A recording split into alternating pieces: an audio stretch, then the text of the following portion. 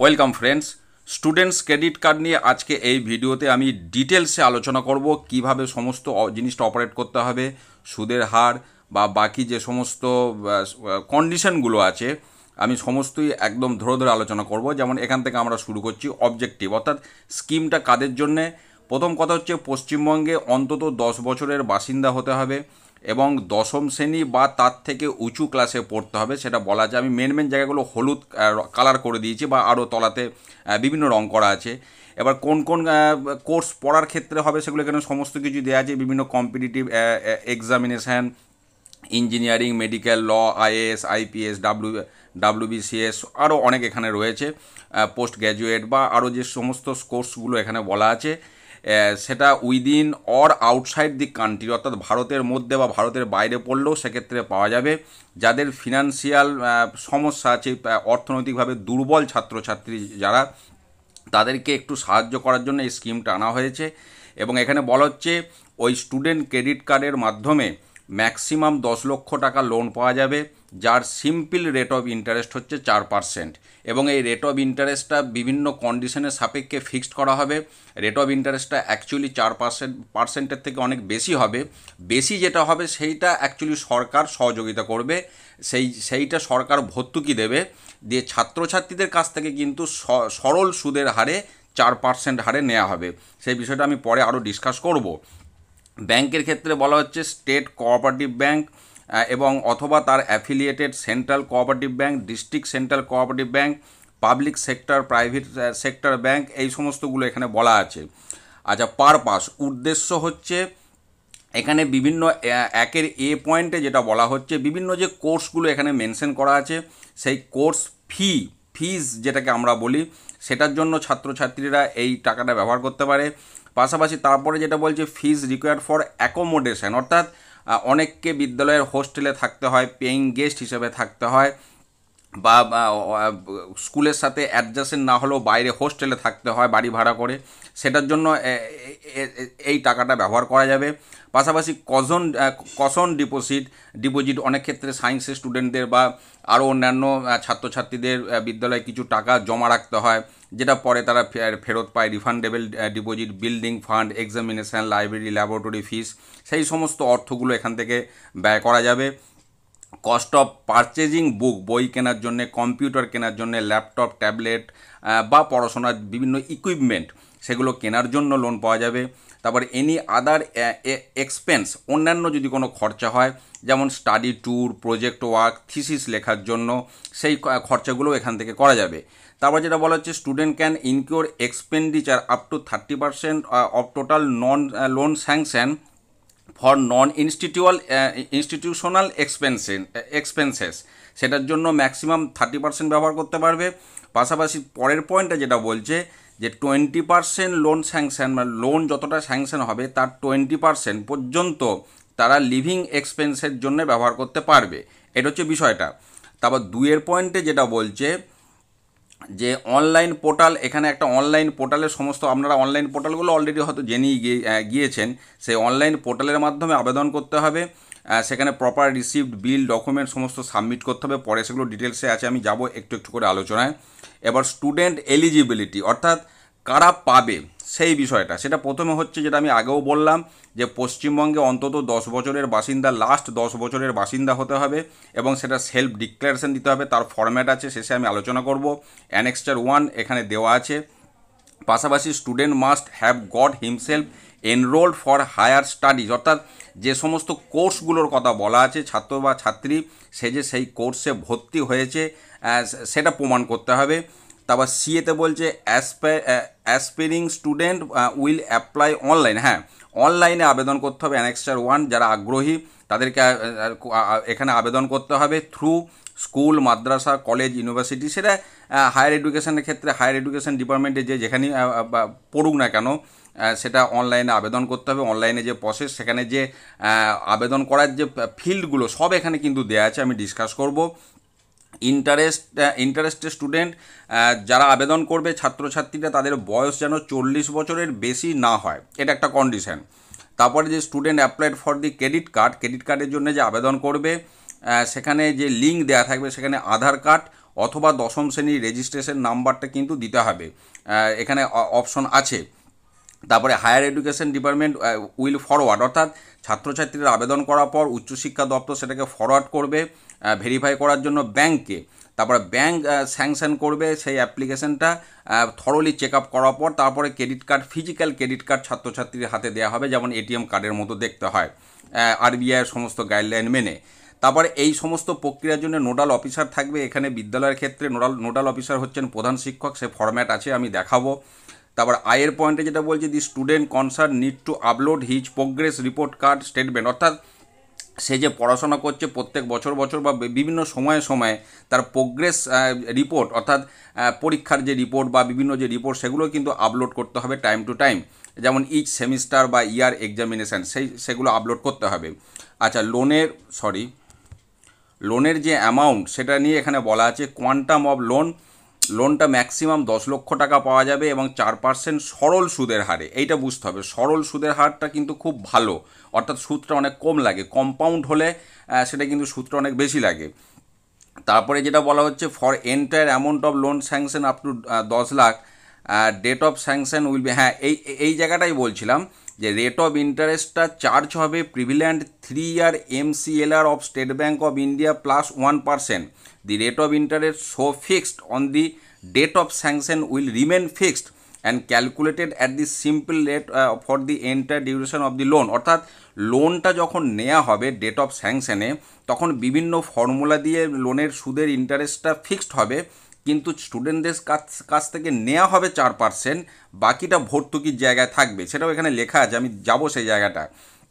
তারপরে student can avail loan under this scheme at any time during the course of study, অর্থাৎ পড়াশোনার জন্য তার মনে হতে পারে শুরুতে হয়তো সে ভেবেছিল আমার লোনের দরকার নেই, হয়তো 1 বছর পর যদি তার মনে হয় যে আমার লোনের প্রয়োজন, তখনও সে কিন্তু লোনের জন্য আবেদন করতে পারবে। দি ব্যাঙ্ক কনসার্ন শ্যাল আপলোড দি ডিটেলস, অর্থাৎ ব্যাঙ্কও কিন্তু ডিটেলস ওই ওয়েবসাইটে আপলোড করবে টাইম টু টাইম, বিভিন্ন যখন যেমন যে সমস্ত ঘটনাগুলো ঘটবে। The loan application should be submitted by the student and the parent legal guardian, লোনের যে অ্যাপ্লিকেশন সেটা স্টুডেন্ট বা তার গার্জেন তাদেরকে এটা আবেদন করতে হবে।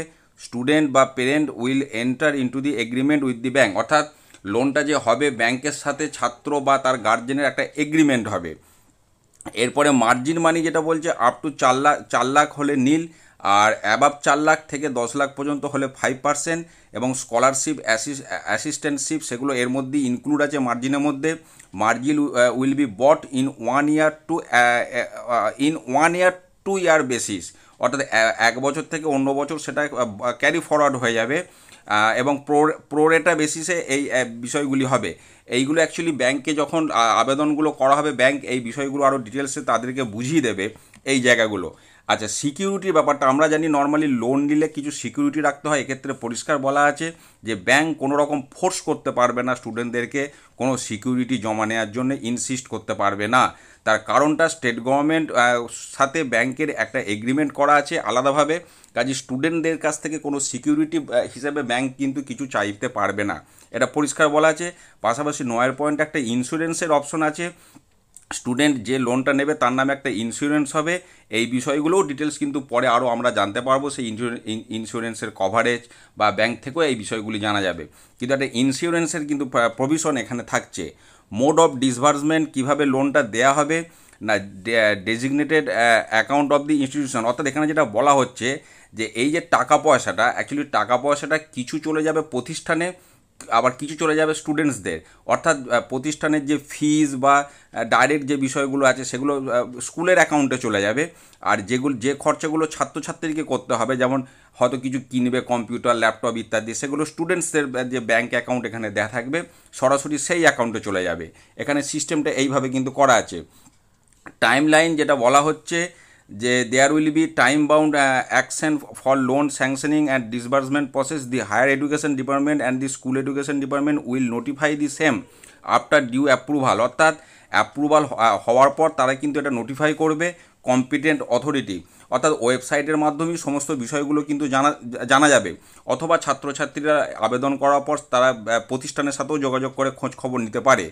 আচ্ছা, রিপেমেন্ট হলিডে বা মরাটোরিয়াম যেটা বলা হয়, মরাটোরিয়াম কথাটা অর্থ হচ্ছে যে লোনটা যে সুদ যে পেমেন্ট করা যেটা ইনস্টলমেন্ট আমরা বলি সেটা স্থগিত থাকবে। সেটা কোন ক্ষেত্রে বলা হচ্ছে না, ছাত্রছাত্রীর পড়াশোনা যখন শেষ হবে সেটা তারপর 1 বছর, অথবা এখানে যেটা বলা হচ্ছে after completion of course or 1 year after getting an employment, অর্থাৎ চাকরি পাওয়ার পর 1 বছর বা কোর্স শেষ হওয়ার পর 1 বছর, সেক্ষেত্রে একটা স্থগিত রাখার কিন্তু ব্যাপার আছে।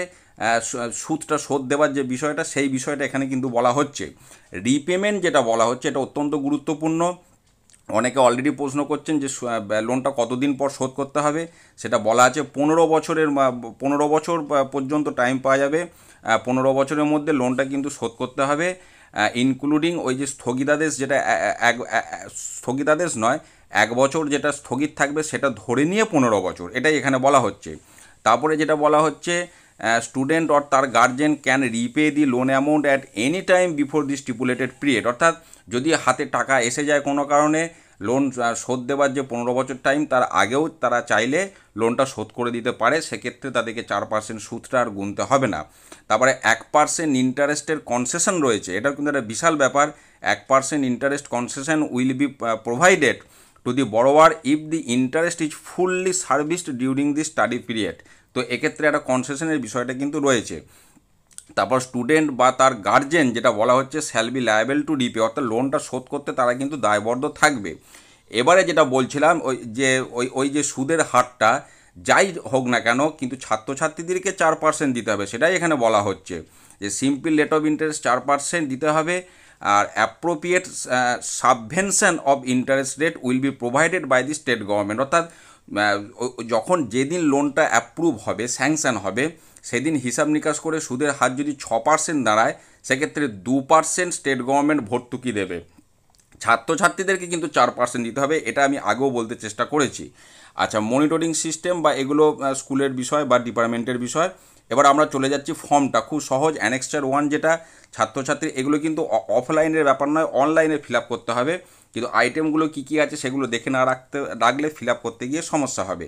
ছাত্র বা ছাত্রীর নাম, first name, middle name, third name ঠিক তলায় তলায় লিখতে হবে। ডেট অফ বার্থ লিখবে, সেক্স লিখবে, আধার কার্ড নম্বর অথবা ক্লাস 10 রেজিস্ট্রেশন নাম্বারটা এখানে লিখতে হবে, যে কোনো একটা। এরপরে বেশ কিছু ড্রপ ডাউন থেকে অপশন আসবে, কিন্তু অপশনগুলো দেখে রাখতে হবে। স্টেট, আমাদের যেমন স্টেট হচ্ছে পশ্চিমবঙ্গ। ডিস্ট্রিক্ট, যার যার ডিস্ট্রিক্ট সেটা ড্রপ ডাউন থেকে দিতে হবে। ডিস্ট্রিক্ট দেওয়ার পর স্কুলের নাম ড্রপ ডাউনে এসে যাবে, ড্রপ ডাউন থেকে স্কুলের নাম দিতে হবে। প্রোগ্রাম টাইপ, অর্থাৎ সে কোন ক্লাসে পড়ছে, কী পড়াশোনার জন্য লোনটা নেবে, সেটাও ড্রপ ডাউন থেকে সিলেক্ট করতে হবে। তারপরে প্রোগ্রাম নেম, সেটাও ড্রপ ডাউন থেকে দিতে হবে। কোর্স ডিউরেশন, অর্থাৎ সে যে পড়াশোনাটা করছে সেটা ক বছরের, ওটা ম্যানুয়ালি টাইপ করতে হবে। ছাত্রছাত্রীর মোবাইল নাম্বার, ইমেল আইডি, আবার ইমেল আইডিটা দুবার করে দিতে হবে। সেই ইমেল আইডি বা মোবাইল নাম্বার দেওয়ার পর সেখানে ওটিপি যাবে, সেই ওটিপিটা এখানে পুট করতে হবে। পাসওয়ার্ড দিতে হবে, আবার পাসওয়ার্ড দিতে হবে। এই পাসওয়ার্ডগুলো ক্রিয়েট হওয়ার পর পরবর্তী ক্ষেত্রে লগ ইন করতে গেলে এগুলো কাজে লাগবে। এরপরে ডিসিএফ অফ স্টুডেন্ট, যেটা বলা হচ্ছে name of the student, registration form থেকে এটা লিখতে হবে। জেন্ডার, তারপরে ফটোগ্রাফ এখানে চেটাতে হবে। অ্যাপ্লিকেন্ট এবং কো বরোয়ার, অর্থাৎ তার যে লিগ্যাল গার্জেন, দুজনাকার, মানে লোনটা শোধ করতে যিনি দায়বদ্ধ, স্টুডেন্টের সাথে আর যিনি দায়বদ্ধ, তাদের দুজনাকার ছবি এখানে দিতে হবে। ছাত্রছাত্রীর সই করতে হবে, অ্যাড্রেস দিতে হবে, বাবার নাম, মায়ের নাম সব ভেঙে ভেঙে লিখতে হবে। ফার্স্ট নেম লাস্ট নেম, এখানে মাঝেরটা মিডিল নেম হবে, first name, middle name, last name. তারপরে কো বরোয়ার, অর্থাৎ যিনি দায়বদ্ধ, তার এবার ডিটেলস এখানে দিতে হবে, তার নাম, তারপরে তার সই, তার কাস্ট, তার জেন্ডার, রিলেশান, ছাত্র বা ছাত্রীর সাথে তার রিলেশান, তিনি কি করেন আচ্ছা, তারপর date of birth of student, caste, physically handicapped কিনা, স্টুডেন্টের আধার নম্বর অথবা ক্লাস 10 রেজিস্ট্রেশন নম্বর, সেটা এখানে গেল। এবং ডকুমেন্টস আপলোড করতে হবে। স্টুডেন্টস প্যান কার্ড যদি থাকে তাহলে সেটা আপলোড করতে হবে, না থাকলে আন্ডারটেকিং দিতে হবে, সেটা আপলোড করতে হবে। কারেন্ট অ্যাড্রেস দিতে হবে, গার্জেনের অ্যাড্রেস প্রুফ দিতে হবে। ড্রপডাউন থেকে দিতে হবে কোন অ্যাড্রেস প্রুফ তিনি দিতে চাইছেন, এবং সেটা আপলোড করতে হবে। গার্জেনের প্যান কার্ড, সেটাও আপলোড করতে হবে, না থাকলে আন্ডারটেকিং দিতে হবে সই করে। ব্যাংক, স্টুডেন্টস ছাত্র বা ছাত্রী ব্যাংক ডিটেলস এখানে দিতে হবে, ব্যাংকের নাম, ব্রাঞ্চের name, account number, IFS code. আর bank details of the co borrower, অর্থাৎ যিনি দায়বদ্ধ থাকবেন লোন শোধ করতে, তারও এখানে ব্যাংকের সমস্ত ডিটেলস দিতে হবে। স্টুডেন্টসের মোবাইল নাম্বার, গার্জেনের মোবাইল নাম্বার, লাস্ট কোয়ালিফিকেশান, অর্থাৎ ছাত্র বা ছাত্রী যখন আবেদন করছে সেই মুহূর্তে তার লাস্ট কোয়ালিফিকেশান কী সেটা লিখতে হবে। তারপর ওয়েদার রিসিপ্ট, অন্যান্য কোনো স্কলারশিপ সেই ছাত্র বা ছাত্রী পায় কিনা তার ডিটেলস এখানে লিখতে হবে। আর লোন অ্যামাউন্ট, কতটা লোন সে চাইছে, 4 লাখ পর্যন্ত চাইছে না 4 লাখ থেকে 10 লাখের পর্যন্ত অ্যামাউন্ট, সেটা লিখতে হবে। এবং সেই অ্যামাউন্টটা সংখ্যায় লিখতে হবে, কথায় লিখতে হবে। অ্যানুয়াল ইনকাম, গার্জেনের অ্যানুয়াল ইনকাম লিখতে হবে। সোর্স, তিনি কি করেন সেটা লিখতে হবে। প্রোগ্রাম টাইপ, মানে কোন পড়াশোনার জন্য সে লোনটা চাইছে, তার নাম যেগুলো আগেও ছিল সেগুলো দিতে হবে। ডিউরেশন, তারপরে কোর্স ফি ডিটেলস দিতে হবে। আচ্ছা, তারপরে অ্যাডমিশন রিসিপ্ট, ওই সেই যে ওই কোর্সে ভর্তি হয়েছে সেই রিসিপ্ট ডকুমেন্টস আপলোড করতে হবে। কোন বছর শুরু করছে সেই কোর্স, মানে পড়াশোনাটা কোন ইয়ারে সেটা শেষ হবে অটোমেটিক, সেটা এখানে নিয়ে নেবে।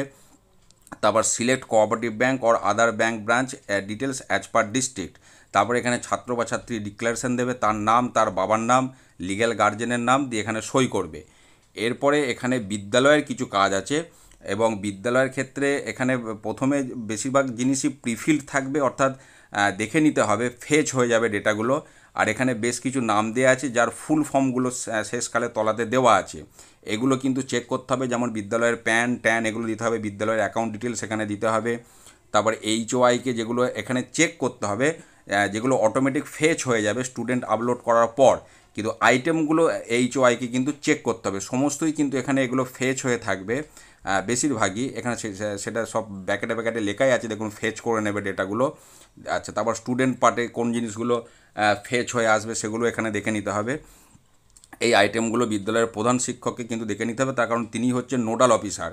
এখানে কিন্তু লেখা ছিল, এখানে দেখুন ডেটা HOI পার্ট, এইখানে ওপরে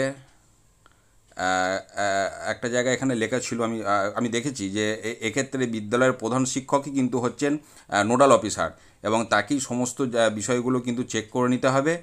আর দিয়ে শেষকালে আমি যেটা বলছিলাম যে বিভিন্ন শর্ট ফর্মগুলোর ফুল ফর্মগুলো কিন্তু এখানে দেয়া আছে। তো এই হচ্ছে মোটামুটি বিষয়। তবে ওয়েবসাইটে আপলোড করতে গিয়ে আবার হয়তো বেশ কিছু সমস্যা হতে পারে, এবং যখন যেরকম সমস্যা হবে তারপর সেরকম আবার আমরা আপডেট নিয়ে আসব। বা ছাত্রছাত্রী গার্জেনরা আপনারা যারা আবেদন করবেন অনলাইনে, আবেদন করতে গিয়ে আপনাদের যা সমস্যার মুখোমুখি আপনারা হবেন ভিডিওতে অবশ্যই কমেন্ট করবেন, আমি সাধ্যমতো উত্তর দেওয়ার চেষ্টা করব। বা এই সংক্রান্ত আপডেট তথ্য পেলেই কিন্তু আমি সেটা আপনাদের সাথে শেয়ার করব টাইম টু টাইম। ভালো থাকুন, সুস্থ থাকুন, ধন্যবাদ।